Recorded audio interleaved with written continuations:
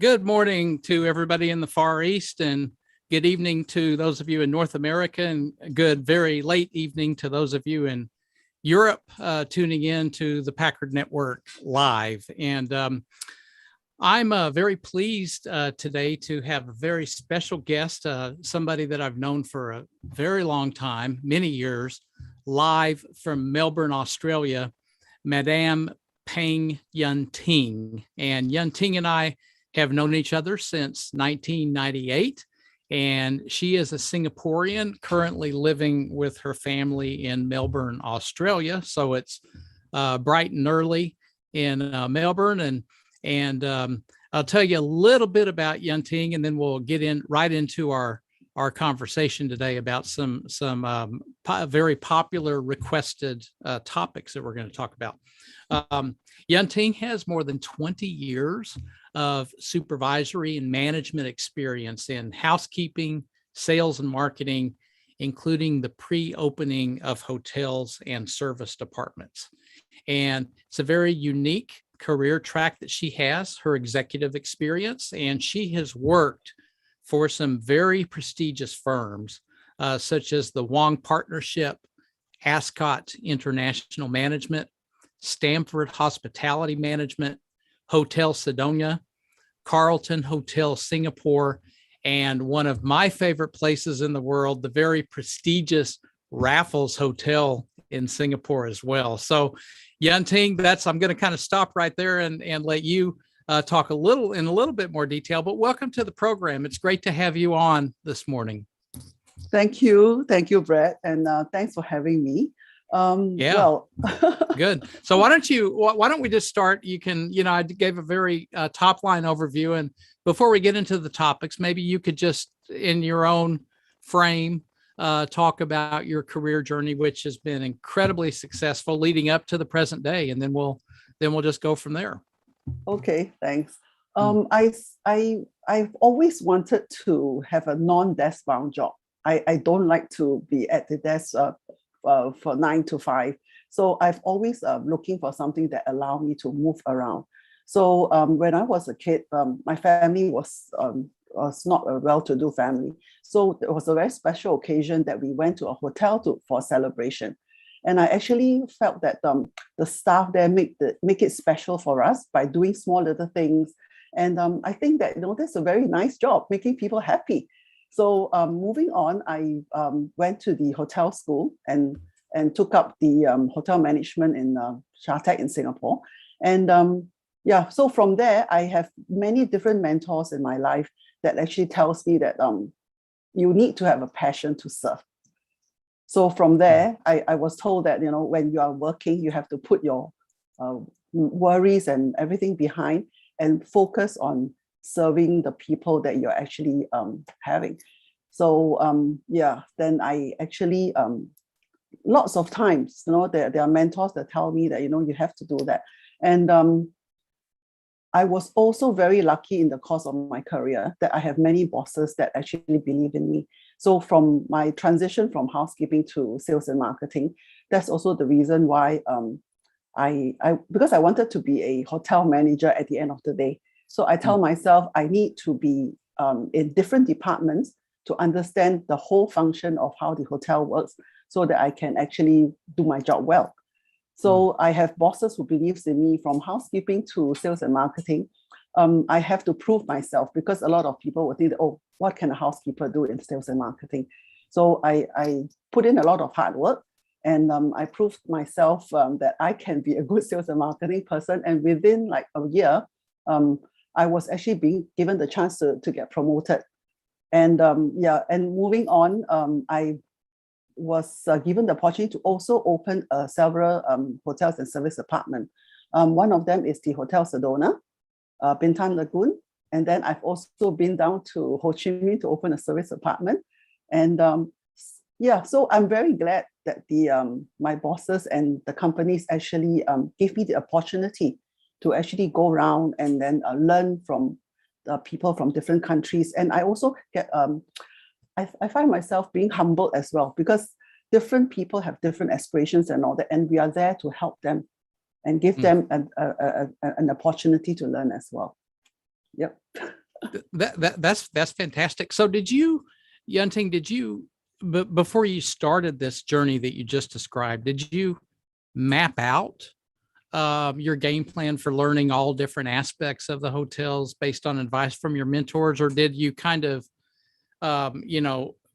pick up the tips as you went along? How did that process work? Because I asked that question because a lot of people, and there's no right answer, some people map it all out beforehand. And I had my career mapped out as an electrical engineer, and I never worked as an engineer one day in my life. So it didn't work. So the career path evolved through different means, but how did it work for you?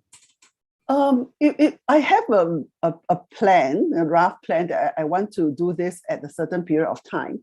And I do it in a way that I kind of like learn as much as I could in a certain department that I'm in. And then when I found out, when I realized that, okay, that's enough of what I have learned. And then I decided to move on to another department. And I was very glad that I have bosses who understand what I want to do. And they will be there to actually help me. And then when I said that, okay, can I actually move on to the next department because I want to learn more from that? And then they will actually they will discuss with the bosses and then let me do a transfer. So that was actually very nice of them.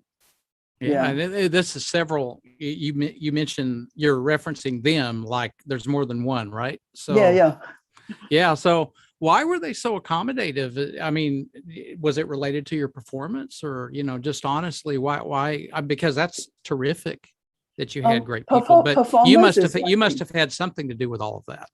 Yeah, performance is one thing. I think it's my hard work, and I've always been very genuine in the sense that I prove to my bosses that I can do certain things. Of course, I will be given challenges as well, but I take it in my stride, do as much, put in my best, and I'm not sure whether is it the best of to my boss ability, but I put it to in my best ability. So I think my bosses sees the hard work in me and how serious I am in wanting to be better. So I was given the opportunity. So so we're getting the clear message that you did have some great bosses, but were you ever in a position, Yun Ting, where you had to make it more known to your bosses what a great job you were doing, or did they always see it? Well, I do have some challenging bosses as well. I wouldn't dwell too much on that, because if I don't, that means that the fit is not correct. So what I do is I will actually find another boss who will actually can actually bring out the best in each of us. Yeah. Okay. Yep. What's the trigger point for determining that? When I realized that I can't learn from my mentors or my bosses. Yeah. Yeah. I think that's terrific. I mean, that's been my experience as well, that, when you reach that point, then you have to, kind of move on when you stop learning. Because when you stop learning, you stop growing, right? Yeah. So I've always constantly been trying to learn as much as I can, whether is it work or how to become a better person. I think constantly all of us are learning. So never put a stop to learning. I think learning is actually the best way to grow. Yeah, that's right. And then, I think the point that you've already made on the program today is that, if you perform well and you're constantly working on yourself and learning, then people are going to see it. And, if immediately they don't see it, eventually they will. And if they still don't, you'll find people that will. Right. Yeah. And sometimes that requires a shift in companies and bosses that way. And I think that's terrific. I mean, that matches what my career journey has been as well, is that, sometimes you have to, and I know this is not your main point, but it's one of the smaller points, is that sometimes we have to fire our own bosses, right? And in order for us to actually grow. And, it may not play out exactly like that, but the bottom line is that's what it amounts to, right? And I know I've had to do that from time to time as well.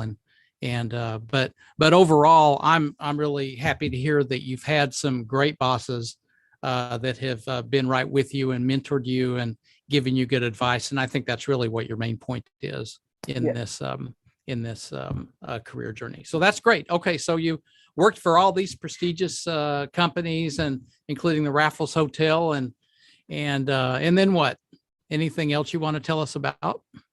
It's all the experiences that I've gone through, because if I go to a normal hotel, I wouldn't have the VIPs and then the head of states and all the prestigious or celebrities, because from there, I actually get to learn more in terms of what to do and what to say in front of all these people. And and lots of training involved. And I'm glad, because not everybody get a chance to organize a hotel stay for example, like George Bush, the ex-president of the United States, the ex-chancellor of from Germany, Helmut Kohl. And then we also have celebrities like Michael Jackson, Jackie Chan, Elizabeth Taylor. Exciting journey, actually. Absolutely. And, I think the point that you're making, correct me if I'm wrong, is that, if you just go to work for a normal hotel and you stay there for ages, you may not have the type of broad experience that you're able to acquire that enabled you to do such things as you're talking about now, right? Yeah, lots of things to learn. So I always encourage everybody to open up yourself to more opportunities and challenges. Don't say no, because if I said no, I wouldn't be in Vietnam opening a service apartment. I've learned lots from the people down there. I even picked up some of the languages, and get to travel around. Yeah, and all these exposures actually improve my knowledge and also my confidence and even the things that I learned. Yeah. So I think this exposure is very important as well, because when you know more, you understand that you're just such a small person. You're so small in the world. So there's so many things that you can actually learn, and I appreciate all this learning, and there's people that's willing to share, and and I actually get to learn a lot from them. I think that's great. And, feel free, if there's any of your former bosses or anything that you want to give a shout out to now, it's fine with me. So you can do that if anybody comes to mind at any point in this conversation, because I know that I have mine and I've given them shout outs, and I'll continue to do that as time goes by, because I'm very appreciative as well. And I think that's a great point that you raised. Yun Ting, something that you said a few minutes ago really gets to the heart of what we're going to talk about today, which is building rapport. I've had a lot of requests from around the world, actually. It started in Latin America, and then I basically got requests from a couple from Europe and several from Asia, which is where the majority of my network is, and even in Japan. And that request is how to best build rapport with people. And I know from my experience with you back in 1998, it worked very quickly, and we didn't even know each other at the time. And you just had this thing about you that enabled us to build rapport very quickly with no history with each other. And I know that was, as much you as it was me. And so maybe we could talk a little bit about that. You mentioned when you were very young and growing up that you would go to hotels and use hotels for family events and that type of thing. Do those roots have anything to do with, how you are able to build rapport with people?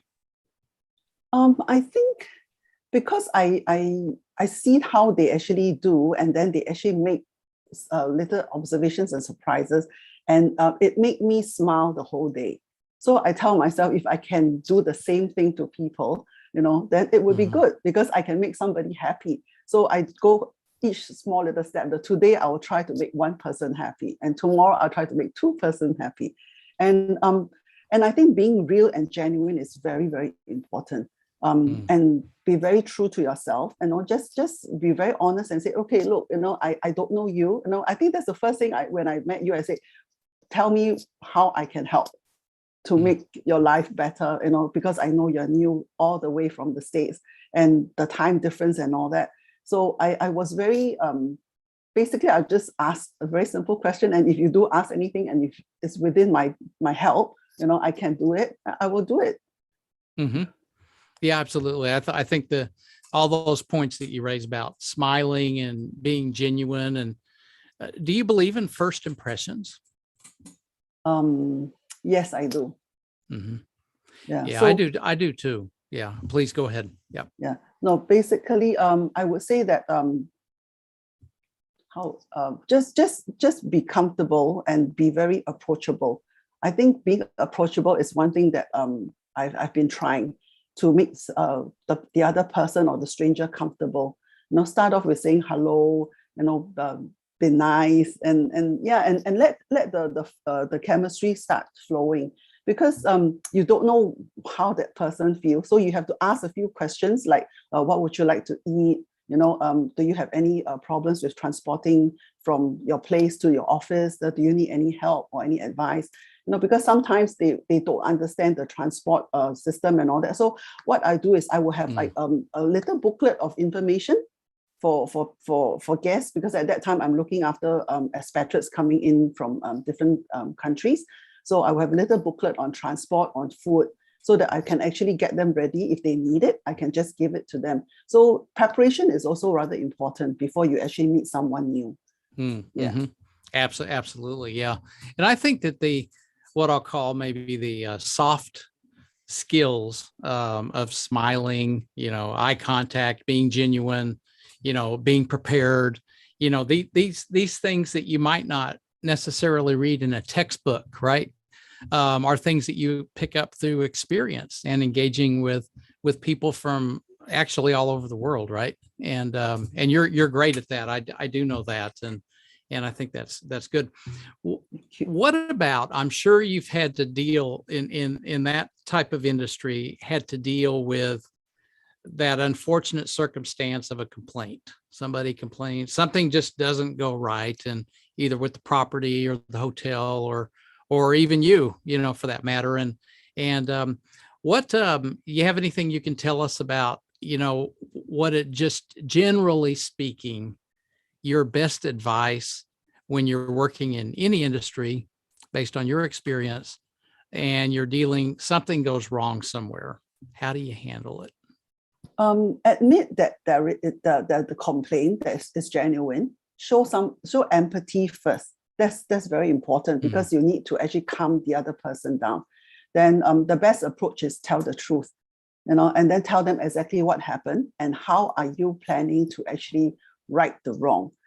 And don't add in, just be factual, because a lot of times when you add in things and you're not telling the truth, it's very difficult to continue the next time around when you're trying to follow up. So what I normally do is I will make a point to actually tell the person what is the actions that I'm going to follow up with, and then I will keep this person informed. If, for example, if it's a tenant in the house and there's a pipe burst, so I'll explain to them what causes this, if there's any damage, how we're going to compensate, and then I'll also tell them that within this period of time, this is what we're going to do. Are they comfortable with it? And then if there is a disruption and I can't complete the job, I will always keep them informed and apologize. But I will always try to under promise and over deliver in that sense, because I don't want to, because a lot of times I can't be the one controlling, because I need help from the co-workers, from the contractors, from the technician, and I can't do the job that they are doing. But I will always check with them, how much time do you need? If they say I need 2 days, I will talk to my client and say that maybe 2 to 3 days. So at least the expectations is that, and if it's done before that, well and good. So I will keep them informed all the time, and then so that they understand and are prepared that what's coming up. I think you raised a really unique point that, as a former international banker, then I've dealt with a lot of complaints over my career in a lot of places. And but what really resonated with me, what you said there, is that before you dive into communicating the time frame and everything, you lay out for them what you're going to do about it. before you actually do it. And I think that's a great piece of advice, and something that I know that the thousands of people that are watching this can benefit from. A lot of my banker colleagues in my own network can benefit from this. Sometimes it is important to explain actually how you're going to solve it, because they want it solved right away. But maybe if they can understand the pathway that you're going to take to solve their problem, perhaps they can have a little bit more patience for the time frame, right? Because I know when I have something goes wrong, I want it fixed right away, right? And I think everybody else does too, because you don't expect things to go wrong, right? So I think that's a great piece of advice, Yun Ting, to lay out and explain how you're going to fix it, and that's good. What do you, the last point on this subject, in terms of, so as you build rapport, we've talked about that and dealt with complaints, but what about over time? And let's say that the event is completed, and how do you approach sustaining relationships over long periods of time? Because I know you have a huge network as well, and relationships, friendships, they require maintenance, right? And you don't just do something and treat a person as a transaction. I know you're not that way. How do you cultivate and foster relationships over the long term?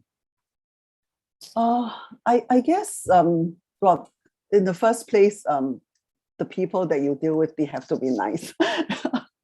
And what I do is I will, through the course of communication and relationship, I will actually find out or observe little things about like their birthdays, and then what they like, what they don't like, and if I do come across something, I'll say, or example, I'm eating the king of fruits, durians, and I know that someone from far away loves that fruit, and I'll take a picture and say, oh, thinking of you when I'm eating this fruit, things like that. And I will also think that keeping in touch on special occasions are also important, to let them know that you're thinking of them. So I take note of their birthdays, wedding anniversaries. So I'll send them a little, depending on time frame and all that. Sometimes, I'll send them a little gift, or I'll send them a little note or a little message to wish them happy birthday. And I think all this actually do put a smile on people's face, because when I receive a nice message, I do feel very happy about it. So I will actually do that. And what I can also do sometimes is I love baking, and I also learned that from Laurie as well. Some of the nice recipes, I make them myself instead of buying off the rack, because I think that's a little bit more personal. And and they love it, because it's the thought that counts. Because no matter of course, the recipes, the cookies that I make do taste quite nice. And so I give it to them, regardless, depending on, and if it's an older folk, I will probably reduce the sugar and say, okay, I've done this especially with less sugar for you. So they will appreciate and say that, oh, you do look after my health, when you're actually doing something. So it's the little touches that actually help me to create. Absolutely. And it's very personal, right? I mean, I think that's wonderful. That's a wonderful way to express gratitude and elongate friendships, right? Is to make something yourself, right? And make it healthy. Yeah. I think that's great. Yeah, put in attention, because sometimes my kids will even tell me, oh, why are you wrapping this present, putting up so much effort to wrap a present for a friend? At the end of the day, they will tear it apart. I say it's the effort that you put in. When you present something to someone, you want it to be perfect, that the person will know how much you actually treasure this person. It's like when you mentioned earlier on about first impression, if you don't present yourself properly to another person, to a stranger, and they say, oh, this person don't really think much about me, that's why they can't be bothered to actually give me a good impression. So I think from there, everything counts. It's the small little touches. Yeah. It really is, and we didn't go very deep on first impressions, but But if you don't make a great first impression, you can recover from it, but it takes a long time, right? Yeah, it's a And little bit there's harder. a lot of energy and effort that goes into correcting the I didn't get off on the right foot, Mhm. with this person, especially in the hospitality industry. I imagine, I know the same is true in financial services, is that those first impressions are really, really important. So that's Yeah. great. Yun Ting, lastly, let's talk about family. So anything about your family you'd like to talk about? Well, I must say that I'm glad that my family actually supported my decision to be in the hotel industry, because in their eyes, in Asians, the hotel industry is really complicated. If you don't take care of yourself, you'll learn bad habits and all that. So I gave them the promise that I'll take good care of myself, and then throughout when I was being in the management period, I have a very supportive husband. And back to my bosses and all that, they really gave me a lot of opportunities. Even if I make mistakes, they will not reprimand me. They will bring me and down and talk to me and say, look, this is what you need to do, and this is how you can improve yourself. And I think reflection is also important when in my career. I always think back, if after a certain incident has happened, I tend to reflect and say, okay, what can I do better, and what have I done wrong? So that also actually bring me to another level in my career. Because I think if you have done something, reflection is important rather than you just move on. Because a lot of stuff you need to think back and say, okay, what can I do to make it better? What can I do to actually improve on this? So yeah, I have to always tell myself, when something is wrong, you need to also look back and say, whether is it what you have done, or whether is it a genuine mistake that example, like the person is actually unreasonable and all that.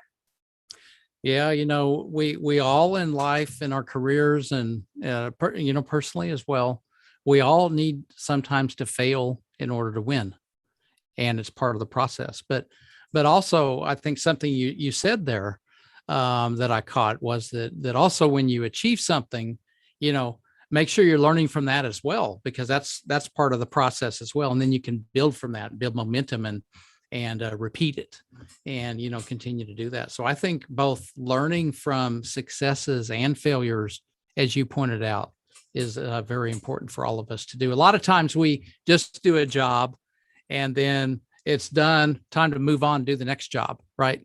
But there's a lot of learnings that we can, just by taking a minute and reflecting, as you said, on that success as well, and why was it successful, and asking yourself that question, you can then use that to put into your toolbox as you go forward. So I think that's great advice, Yun Ting. Be proud of what you do, because every piece of work represents yourself, your character.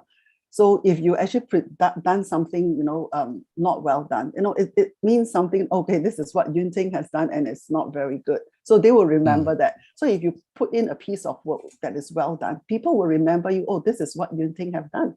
So yeah, be proud of what you do and put in your best. That's what my advice is to everyone. Whether is it a small job or whether it is a small little thing, it means, and it shows something about yourself. Yeah. Absolutely. The pride is very important, and it just speaks 1,000 words, right, about yourself. And I think that's absolutely wonderful. So that's good. On that note, Yun Ting, I'd like to thank you for being on the program. The half hour just blew right by. Yeah. And but I really appreciate you coming on board and sharing the not only your experiences, but the wisdom which contains the learnings from what you've been able to acquire over the years, and including the importance that mentors have played, and your great bosses, have played, and what you had to put into it to perform in order to get those opportunities. And I think that's something that's important, because if and this message goes to everybody watching this, if you perform, you should expect great things to happen. Okay. and you should actually not just expect it, but in my opinion, demand it. And I think you heard that today. And if you don't perform, then don't expect great things to happen, and certainly don't demand it, because those are the complainers and the people that, you know, feel that they're victims, victimhood, and don't fall into that trap, because you'll stay there for an eternity. But follow the track that Yun Ting pointed out over many years in the hospitality and the service industry, and have that smile and make that great first impression.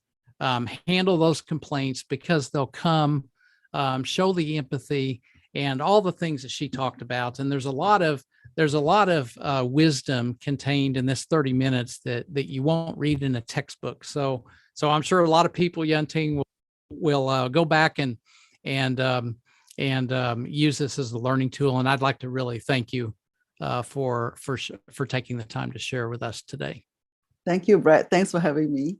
That's great. You're Have a welcome. good day. So next week, please join me. The cameras on the Packard Network Live are going to head north to Hong Kong, and I'll be announcing the details of my special guest early next week, and I'll look forward to seeing you all at that point in time. So thank you very much for tuning in, and have a terrific day.